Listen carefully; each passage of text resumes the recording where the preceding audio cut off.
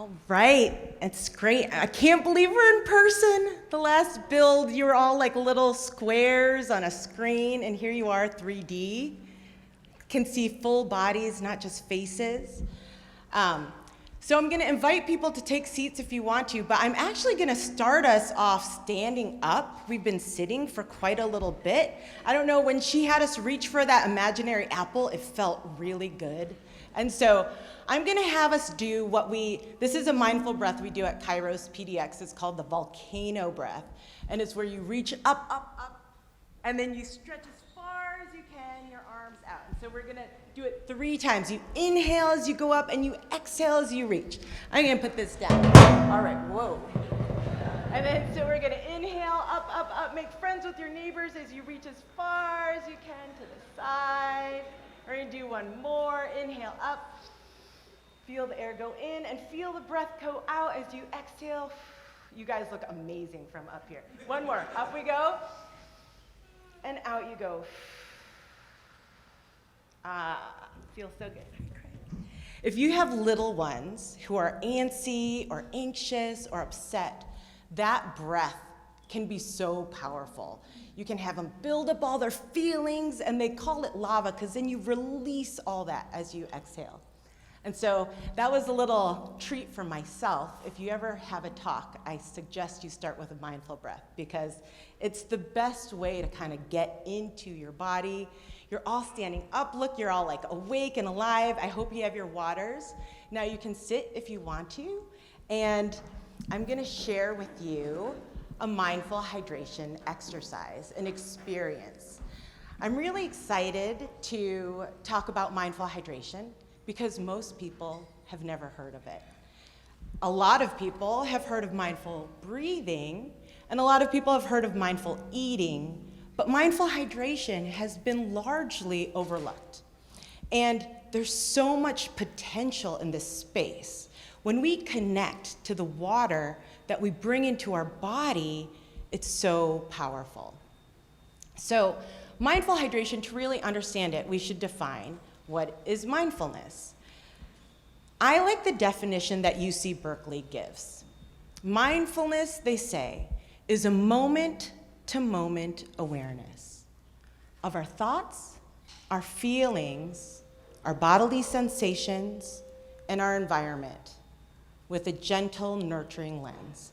So it's being in the present moment and aware, and not with judgment, but with gentle nurturing of our thoughts, feelings, body, and surroundings. And so when we bring a mindful lens to anything that we're doing, it softens everything that we're looking at. And so at its core, mindful hydration is being in the present moment with awareness and feeling the water as we bring it into our body.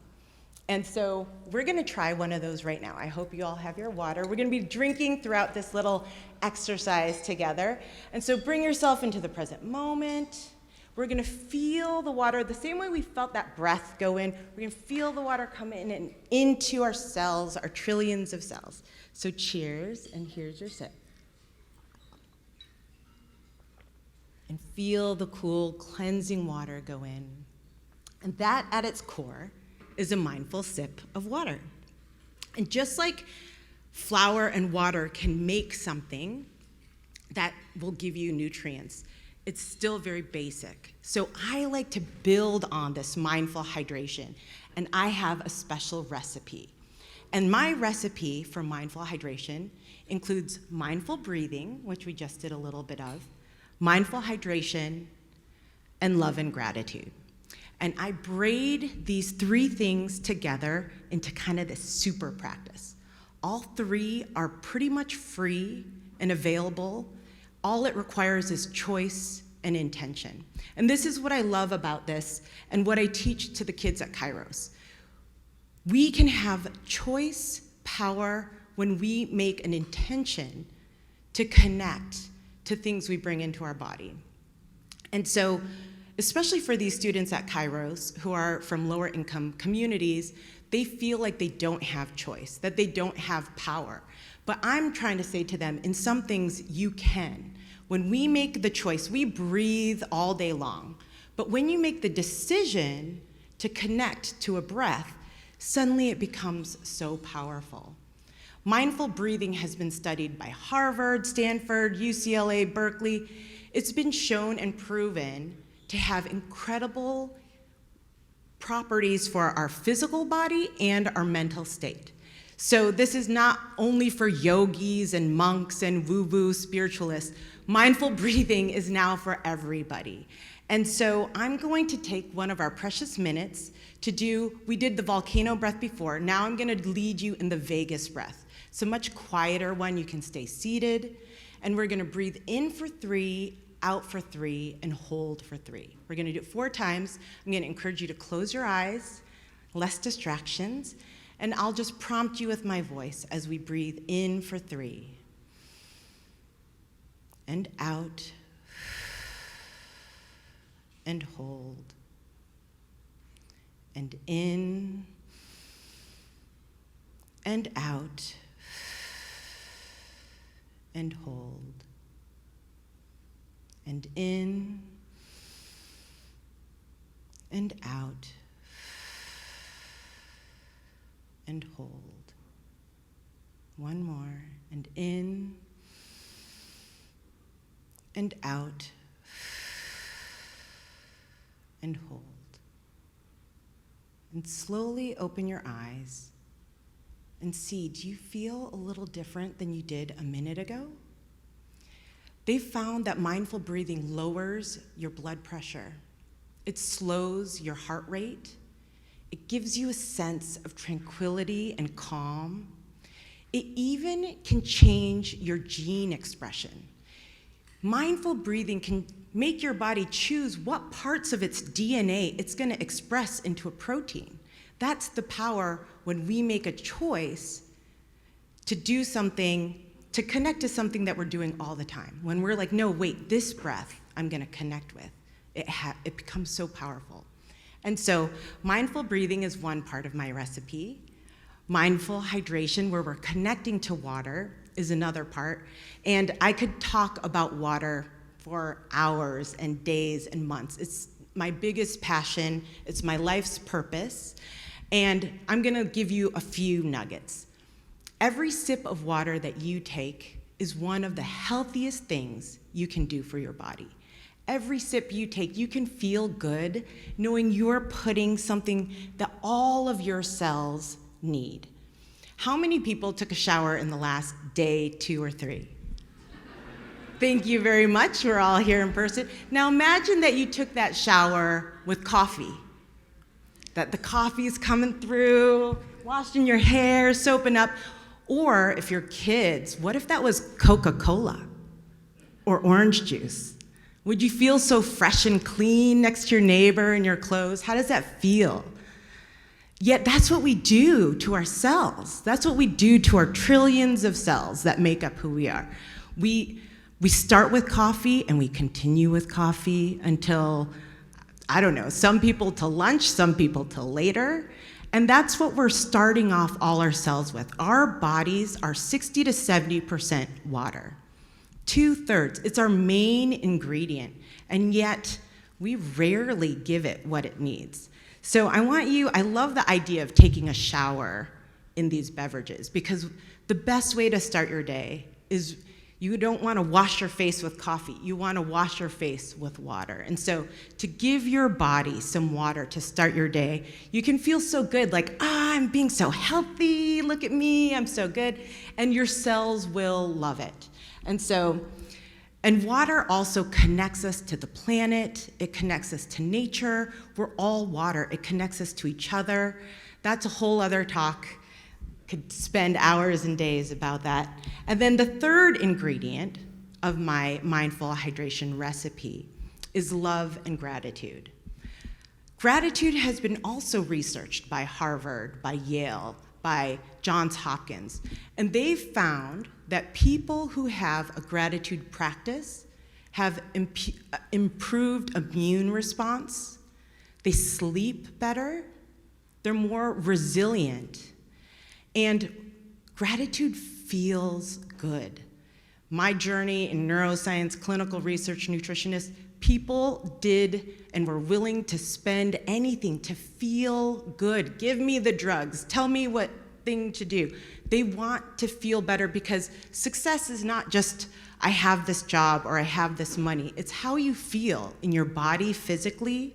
It's how you feel mentally and emotionally. And so gratitude is about taking what is and being grateful for it. It's finding how what is right now, the parts that are enough to make us feel grateful. And so I know it's hard. There's crazy stuff going on. There's hurricanes, there's wildfires, there's crazy people in power. There's all these problems, and it can be hard for us to reach for gratitude. You can feel like, I can't be grateful until a lot of this stuff gets solved. But I challenge that because we can't wait till the world is perfect to feel grateful. We have to find and be grateful now in the midst of the chaos. And then it will help us solve the problems of the world. And so with gratitude, my recipe has two things that you can always feel grateful for. One is the water that we drink. Water is precious. Water is liquid gold. It's life-giving. We are so lucky, especially here in the Pacific Northwest, to have some of the best water in the world. And it comes bountifully from the sky. We're not like trying to do rain dances to get more than half an inch a year. And so we should always take the time to feel grateful for every sip that we take. And it's making me thirsty, so I'm gonna have another one. And so some people, many people, hundreds of millions of people around the country right now do not have access to clean water. They have to carry these buckets on their head for miles and miles and hours all day, typically women and children. And they can't work, and they can't go to school, and often that water carries disease. It's not even clean. And we can just go to the tap, and we don't even think about it. We're like, oh, the water, I gotta drink water. And it's such a precious thing. So gratitude for the water that we have, and do what you can to get clean water to people who need it. We support Charity Water. There's so many good organizations out there. And another thing that you can always feel grateful for is your body and your cells. I love to talk about cells because most people never think about their cells or cells in general, but our bodies are made up of trillions of cells. We're like a little universe, a little walking universe. And then if anybody's taken cellular biology and you zoom in on that cell itself is its own little universe. PhDs happen about what's on that cell membrane and what's that receptor doing. So much stuff is going on without you even thinking about it. Your cells have zero breaks, zero vacations, they never get paid, and they're rarely acknowledged or thanked. And so imagine you're the boss or you're a worker and you work and bust your butt and no one's acknowledging you, never saying thank you. Kind of sucks. Doesn't really make you want to work harder. And so when someone does thank you, when they're like, I see all that you're doing, oh my God, our team could never make it without you. You are so valuable and I appreciate you so much. It feels good.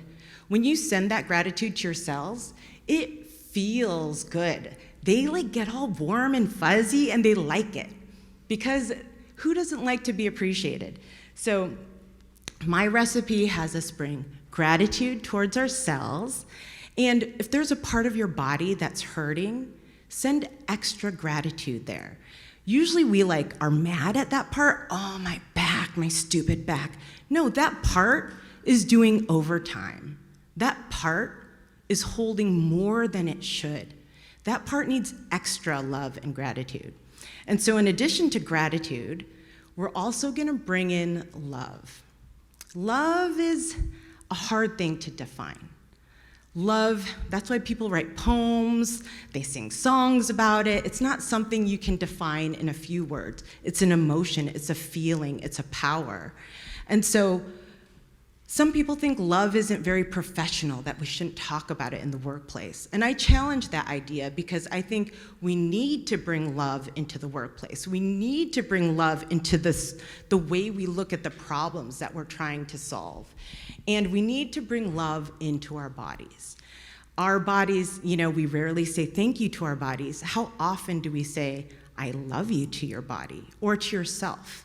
It makes people uncomfortable. I can't do that. Yes, you should do that. And so I'm gonna walk you through this whole process. We'll do it in a second. And just like a breath in and a breath out, we're gonna bring love and gratitude into our bodies and then back out into the world. And so when I prompt you to do that, I want you to think about someone in your life that you love and that you're grateful for. And why. I want you to hold them in your mind's eye. I want you to hold them in your heart space and really sit there and say out loud to them in your head that you love them and that you're so grateful for them and why. Okay, so we're gonna do this whole process together and we're gonna start with some mindful breaths and I'll guide you in that. And I'm gonna invite you all to close your eyes again. Have your water nearby because your eyes will stay closed. And then I'm gonna reach for mine too, and we're gonna breathe in for 3.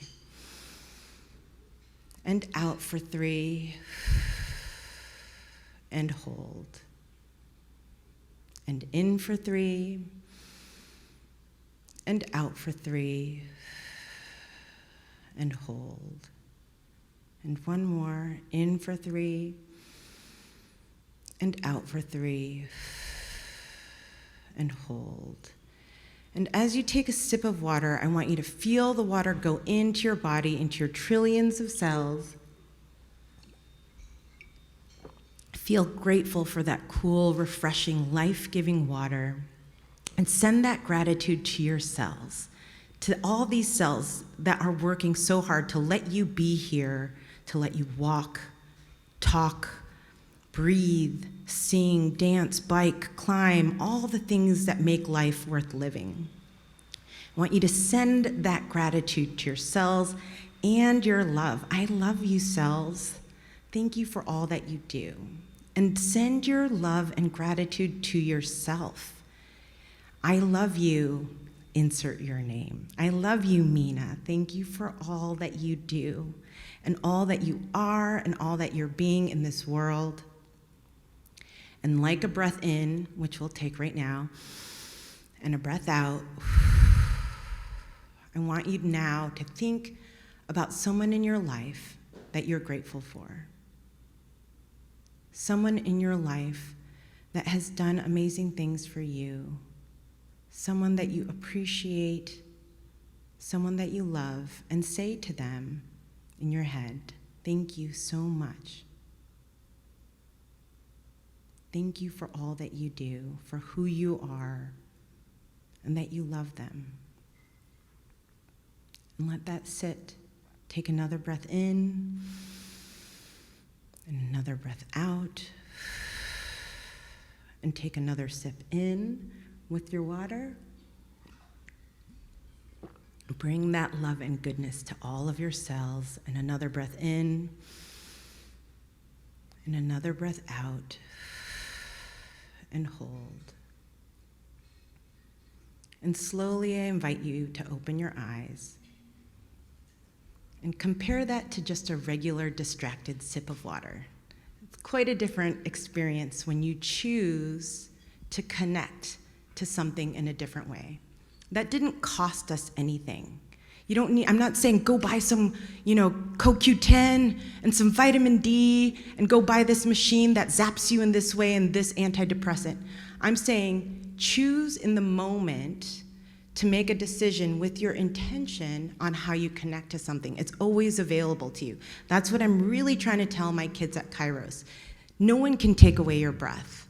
No one can take away your choice to find gratitude in the moment. This is something you can always have throughout your life, how you connect to the water that you drink. And so everybody has a love bottle there's some Easter eggs on the love bottle that, unless they're pointed out, you might miss. And that's our blue heart lid is actually 2 drops of water coming together to form love. And there's a little raised heart on the chest of the bottle. And that's like our heart. It's a reminder to wear your heart out and share it with the world.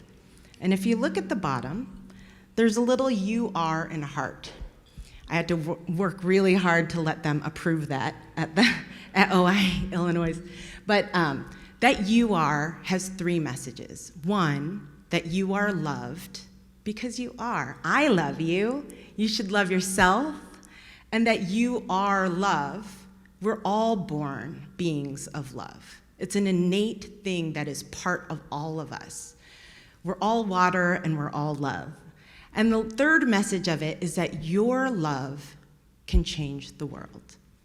We're all here with our own perspectives, our own experiences, our own interests. We are all here for a reason. No one's better than the other. We're all here spectacular beings of our own accord.